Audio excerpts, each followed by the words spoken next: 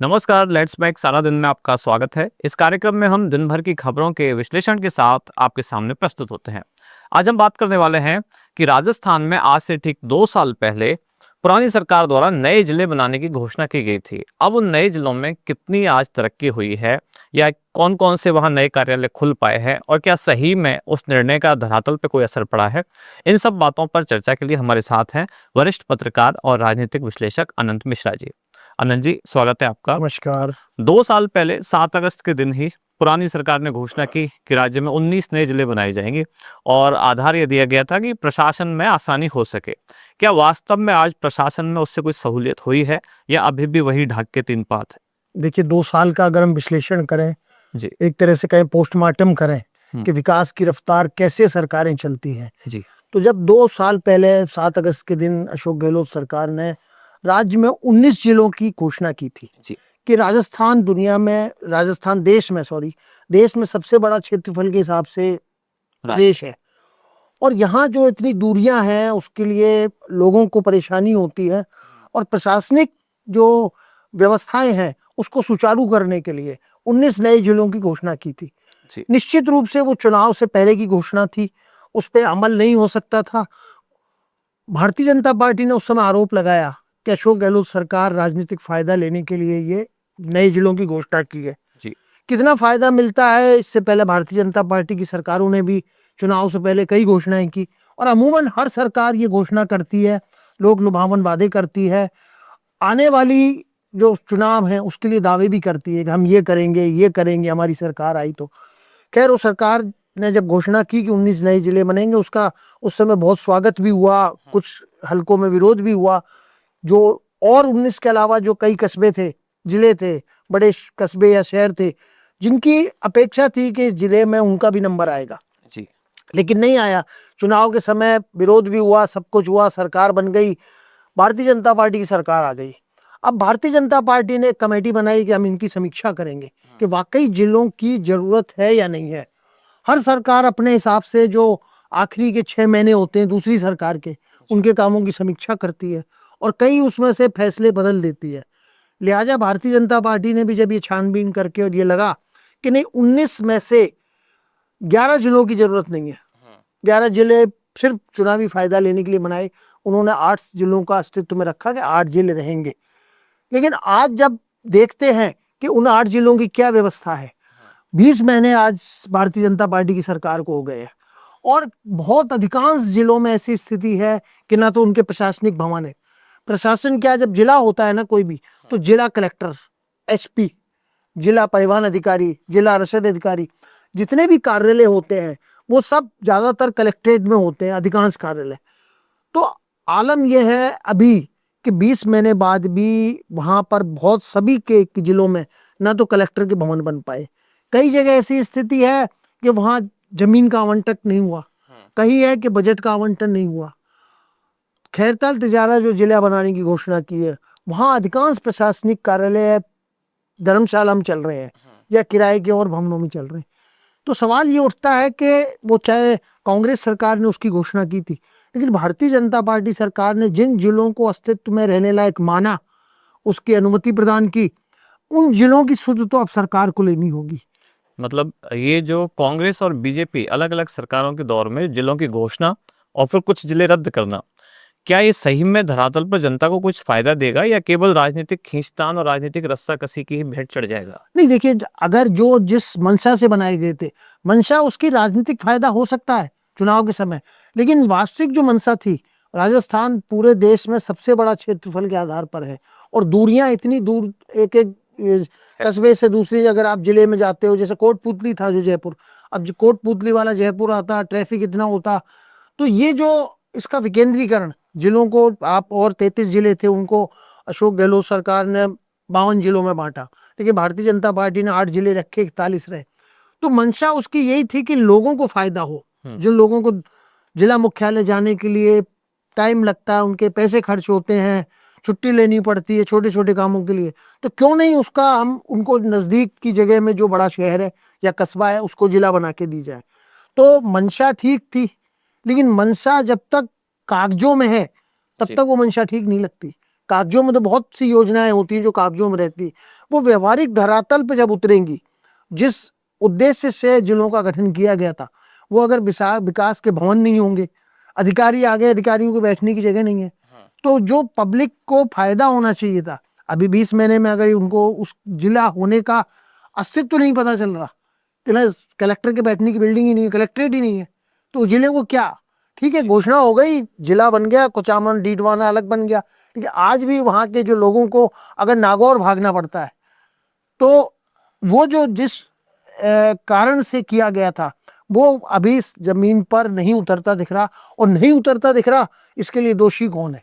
जी। सरकार जो है, सरकार को उनका बजट आवंटन करना चाहिए, और 20 महीने में क्या, साल 1.5 साल में अगर प्रशासनिक भवन नहीं बन सकते, और अभी कितना समय लगेगा ये देखना होगा। तो आज एक प्रमुख समाचार पत्र ने ये खबर छापी कि सब जिलों की जो वस्तु स्थिति थी, वो तस्वीर अभी बहुत धुंधली नजर आ रही है।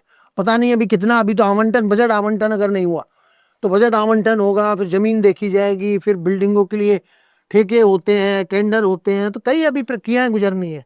तो कहीं ऐसा नहीं हो कि अगले चुनाव आ जाए और तब तक जिले सिर्फ कागजों में ही रहें। अच्छा, एक और बात, जब जिले बनाए गए कि जब घोषणा की गई थी, तो जो सबसे मुख्य कारण बताया गया, ये बताया गया कि दूर दराज के जो क्षेत्र के लोग हैं, उनको जिला मुख्यालय तक बहुत दूर उनकी दूरी है, गाँव से जिला मुख्यालय तक।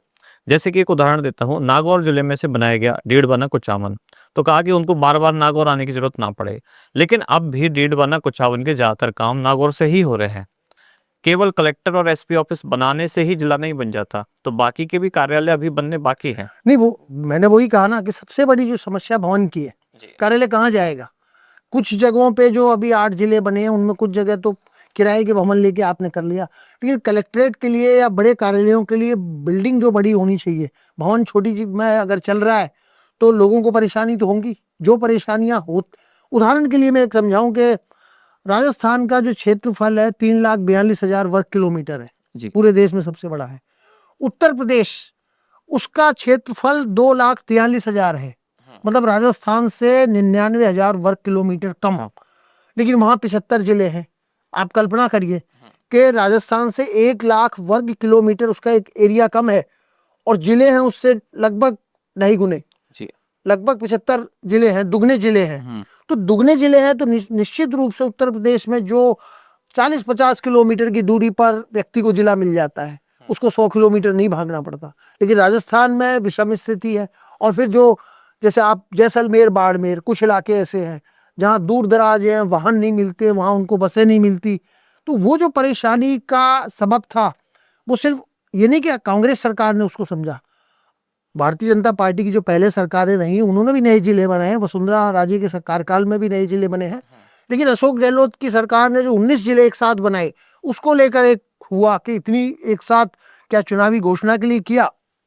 लेकिन आपने अगर 8 जिलों को स्वीकार कर लिया, तो 8 जिलों में त्वरित गति से अगर काम नहीं होगा, तो निश्चित रूप से जो सोच के जो बनाया गया था, वो लोगों को अगर फायदा नहीं होगा, तो लोग क्या, आज भारतीय जनता पार्टी की सरकार है, किसी ने भी घोषणा की हो, लेकिन आज लोगों को लगे ना कि भारतीय जनता पार्टी सरकार, कांग्रेस ने चूंकि जिले बनाए थे इसलिए उसका इंटरेस्ट नहीं ले रही। इसके लिए वाकई समीक्षा होनी चाहिए, एक कमेटी बननी चाहिए उन नए जिलों के बारे में, क्योंकि आपने कोई भी पौधा है, जैसे पौधा लगा दिया कि इतने पौधे लगाए, इतने लगाए, पौधा लगाना बहुत आसान है, पौधे की देख रेख करना कि वो वाकई वृक्ष बनता है कि नहीं, फल देता है कि नहीं, छाया देता है कि नहीं, तो जिलों की घोषणा कागजों में करना एक अलग चीज है, लेकिन वो वाकई उनकी बिल्डिंग बनी कि नहीं, वहाँ सारे अधिकारी आए कि नहीं, प्रशासनिक व्यवस्था ठीक तरीके से चल रही है कि नहीं, ये देखने का काम, समीक्षा करने का काम सरकार का होता है।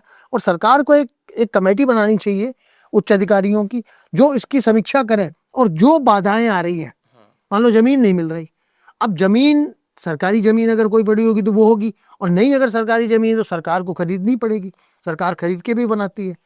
कई एक जगह का उदाहरण है कि वो जो डूंगरपुर में जो एक जिला है सलूम्बर, वहां से 9 किलोमीटर 10 किलोमीटर दूर एक बस्ती जगह है, वहां जमीन देखी गई है।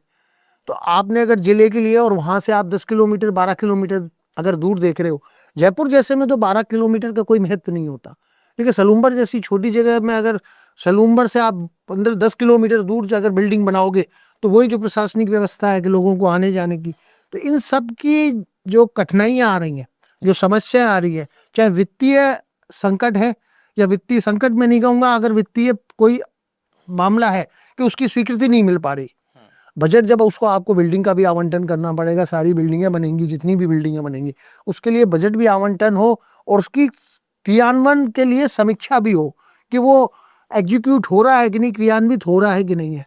अगर नहीं होगा तो इसका कोई फायदा नहीं है। तो क्या ये भी अगले चुनाव आने तक इसमें कोई तरक्की नहीं होती दिख रही है, और ये सरकार भी ये कोशिश करेगी जब हम चुनाव में जाने वाले होंगे तब ये प्रक्रिया तेजी से हम करेंगे? नहीं देखिए, ये क्या है, उनकी प्रक्रिया नहीं समझ सकते, लेकिन अगर खबर छपी है जैसे आज और उसमें ये चीजों का वर्णन किया गया है कि किस किस जिले में क्या तो वादा किया गया था, क्या दावे किए गए थे कि हम इस जिले को क्यों बना रहे हैं, जी। ये बाकायदा हुआ था कि भाई इस कारण से हम बना रहे हैं।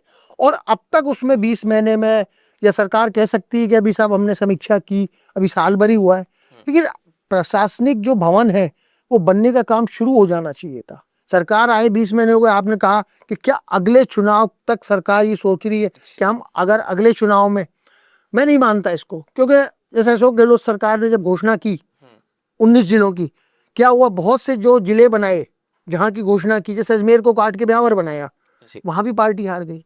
तो जिले बनाने की घोषणा या जिले के आश्वासन देना वो एक अलग चीज होती है। जब प्रैक्टिकल में लोगों को लगेगा कि सरकार ने जो घोषणा की थी वो घोषणा मूर्त रूप ले रही है और हमको भी अपना जिला बन मिल गया, जिला जिस जिले में भी रहते थे, मान लो जयपुर कोट काट के कोटपूतली बनाया, अलवर काट के खैरतल तिजारा बनाया, भरतपुर को से डीग को निकाला, तो उन लोगों को ये महसूस होना चाहिए कि सरकार वाकई में जो जिला बनाने की जो घोषणा की गई है, सरकारें कोई भारतीय जनता पार्टी कांग्रेस की सरकार नहीं होती, सरकार तो सरकार होती है, तो उसको वाकई में धरातल पे लाने के लिए तेज गति से अगर काम करेंगे तो इसका उद्देश्य की पूर्ति होगी। वरना अगर ये अभी 6 महीने 8 महीने 10 महीने खबर छपने के बाद भी अगर सरकारी अधिकारी इसकी सुध नहीं लेंगे तो ऐसी फिर सरकार जो काम करती है, जो सरकार दावे करती है कि हमारी सरकार बहुत तीव्र गति से काम कर रही है, विकास के में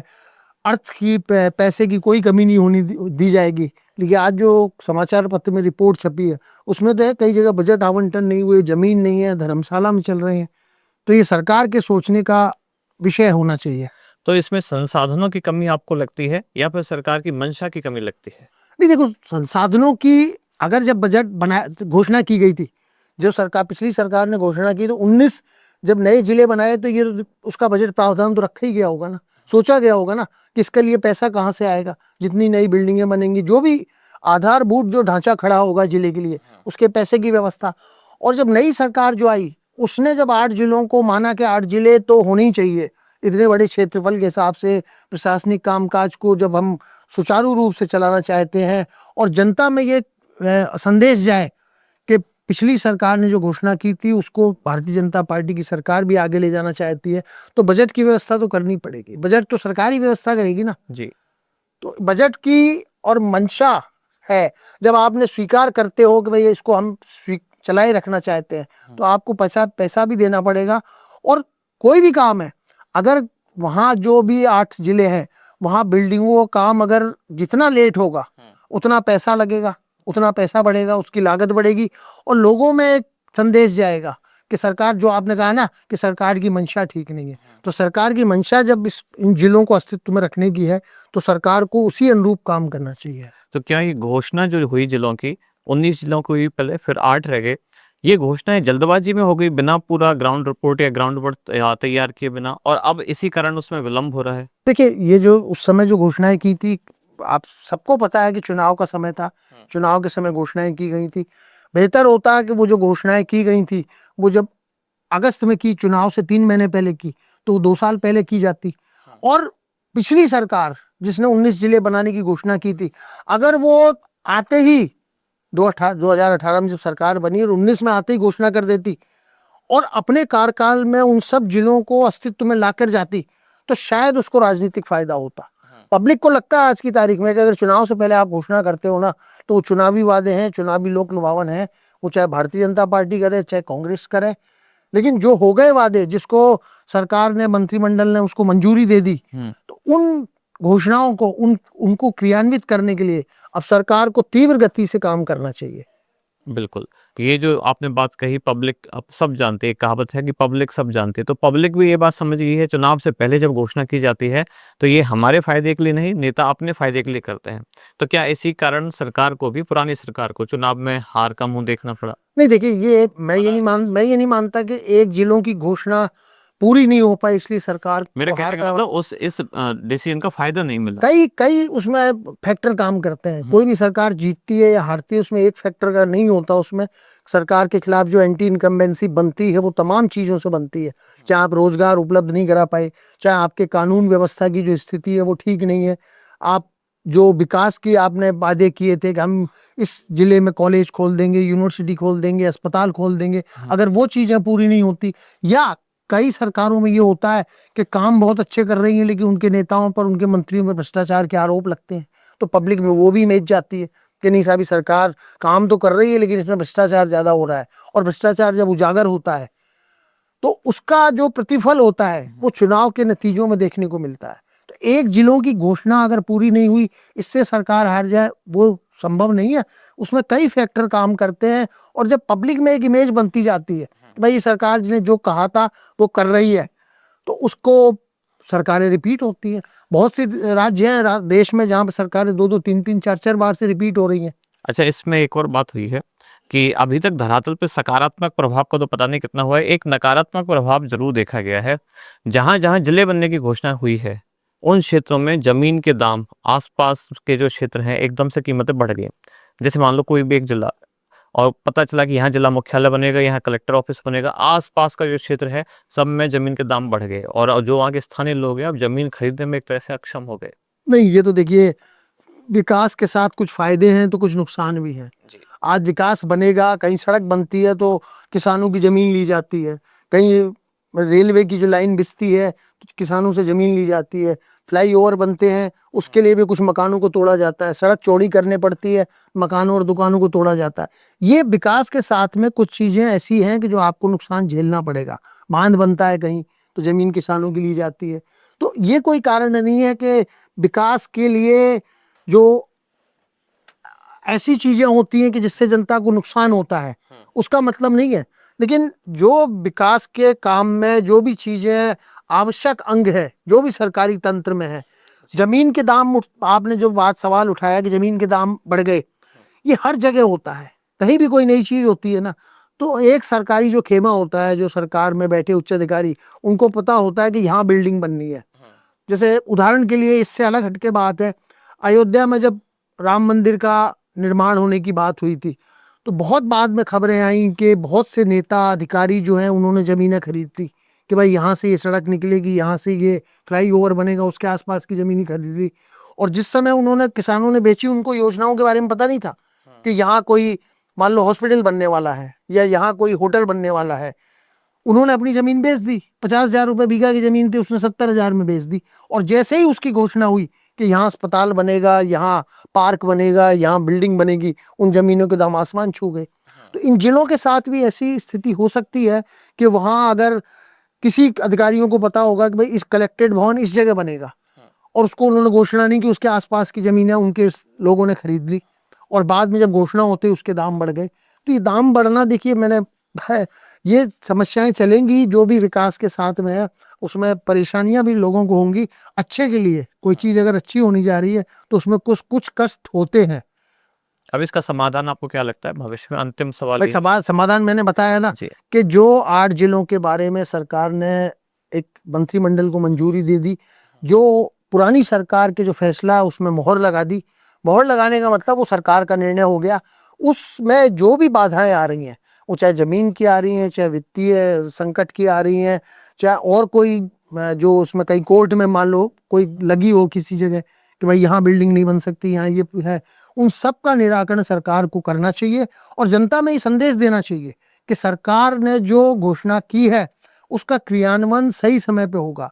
अगर वो क्रियान्वयन जितना लेट होगा ना, उतना ही सरकारी खजाने पे भी बोझ पड़ेगा, और उस सरकारी खजाने का बोझ कुल मिलाकर घूम फिर के आम जनता पर पड़ता है, फर्क उसका। तो जब हमने फायदे के लिए कोई चीज की है तो उससे जनता को उसका नुकसान नहीं होना चाहिए। जी, बिल्कुल। तो यानी कि सरकार ने घोषणा की है जनता के फायदे के लिए, तो ये फायदा जनता को धरातल पर मिलना भी चाहिए। चाहे पुरानी सरकार की घोषणा हो या नई सरकार के द्वारा उन कुछ जिलों को हटा के बाकी के जिलों को रखने की घोषणा हो, तो यानी जो घोषणा की जाए वो धरातल पर भी उतरनी चाहिए। ये चर्चा आपको कैसी लगी ये आप हमें कमेंट्स में बताएं। कार्यक्रम में अंत तक जुड़े रहने के लिए धन्यवाद। सर, आपका भी आने के लिए धन्यवाद। धन्यवाद। आप सुन रहे थे let's mike more than radio. Follow कीजिए हमें हमारे सोशल मीडिया प्लेटफॉर्म्स पर। It's time for news. It's time for more than radio. Presenting the first radio news app, Let's Mic. Let's Mic, a news-based app on your phone where you get to watch and listen news, talk shows, interviews, radio show podcasts on Let's Mic Live.